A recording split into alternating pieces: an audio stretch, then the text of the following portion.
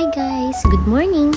Today is March 9 and ngayon nga pala ang christening and birthday celebration ni Jelay. At ang team niya, Moana, the night before March 9, tumulong muna kaming mag-asawa para mag-ayos ng backdrop ni Jelay. And syempre, as a supportive BFF kay Ange and Jevin, to the rescue kami dyan. And almost 4 hours nga rin kaming nag-ayos. Nakakapagod at masakit sa kamay talaga ang mag-ayos ng mga lobo. Pero worth it naman. Shoutout nga rin pala sa aking BFF na si Ange kasi halos lahat talaga ng mga ginamit para sa birthday ng anak niya ay puro DIY. Napakagaling niya talaga. Tipid tips talaga yan para sa mga mommy na magkakaroon ng mga upcoming events. Maganda na, nakatipid ka pa, and talagang nasusunod kung ano yung gusto mong theme para sa birthday ng anak mo. Mabilis nga lang rin natapos ang ceremony ng binyag, kaya naman picture taking agad. At ito nga pala yung mga babies ng Poms, si Ate Paris, si Ate Prizzy at si Abriel. So far, siya ang pinakabata sa pamilya.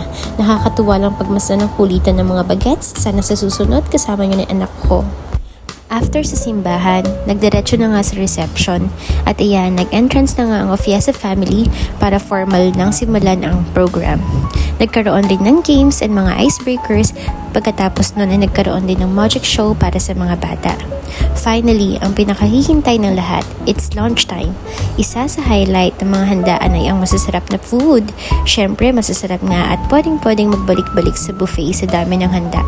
Hindi nga lang namin na videohan dahil na busy nakakachika sa mga kaibigan na ngayon lang ulit nagkita-kita. Dito nga pala ang venue ni Jelay sa Blake's Hideout Resort sa Duale. Private resort, and ngayon lang rin ako nakapunta dito. After nga ng mga palaro at magic show, pinag-blow na ng candle si Jelay at pinag-message rin ang mommy at daddy niya. Nakaka-touch nga ang message ng mag-asawa para sa anak nila at para sa isa't isa. Nakaka-proud talaga yung dalawang to. Hi, sana soon may mapabibinyagan na rin ako. Tiwala lang, in God's perfect time. Sa ngayon, magpapakadakilang ninang muna tayo at titang ina. Sa asawa mo, 1 year na kayo nag-aalaga. Ano gusto mo sabihin sa asawa mo? Ayun, pasensya ka na kung lagi ako dito. Hindi ko alam baka postpartum na lang yung isang taon na tayo as a parent. And I'm so proud of you kasi sobrang galing mo ka-asawa tsaka the best dad niya kay Jen. Lagi ko nga sinasabi na wala ako naging tatay dati pero dahil sa'yo, nabubuo yung pangarap ko na magkaroon ng tatay na maayos si Jen. I love you, man. Ikaw, message sa asawa mo.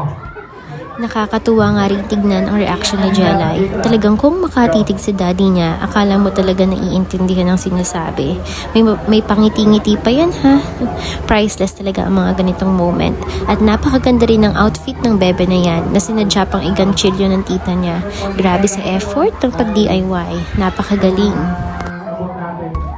Marami tayo dito. Pagkaan gusto ko, at lahat na gagawin natin para ito. Alright? Okay, peace out. Nag-request yun yun. Peace out. Alright? Ready? Sabay-sabay tayo. Bigyan ng happy birthday, Jelay. Ready? Go! Sabay-sabay tayo. Ligyan natin. Alright, happy birthday, Jelay. Ready? Go! Yun, alright. Please blow the candle now. Yun.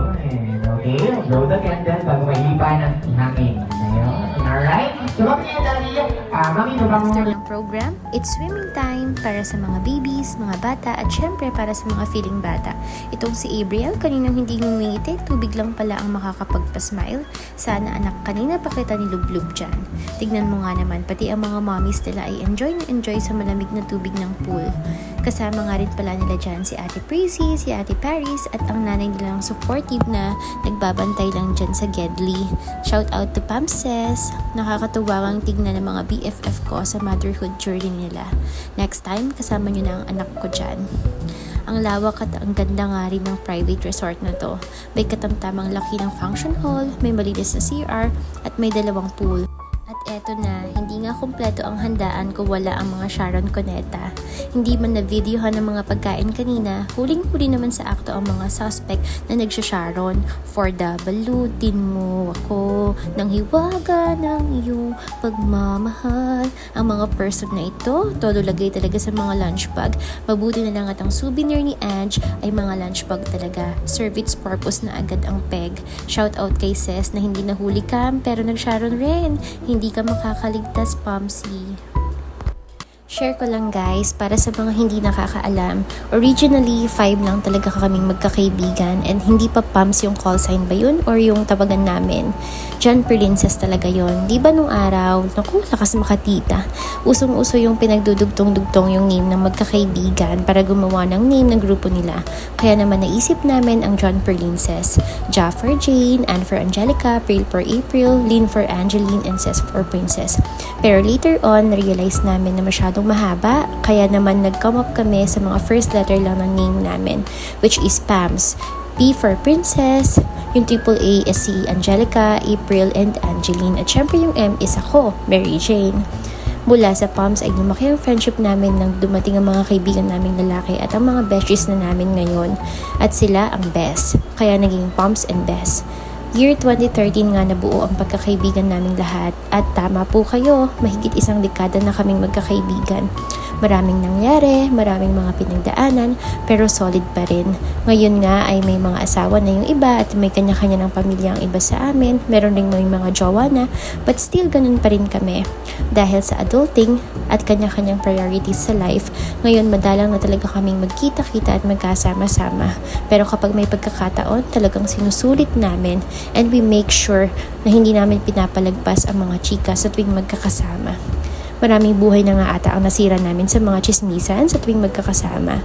Nakakatuwa lang ring balikan na yung time nung high school kami, pinag-uusapan at pinapangarap lang namin yung mga buhay na meron kami ngayon. Pero ito na, unti-unti na siyang natutupad at magkakasama pa rin kami. Shoutout nga pala kay Joshua J and kay Angelica na wala dito. Si J daw ay may sakit at si Angelica naman ay OFW. Ayun lang guys for now. Thank you Lord for the gift of life and best friendship. Bye for now. See you on our next video.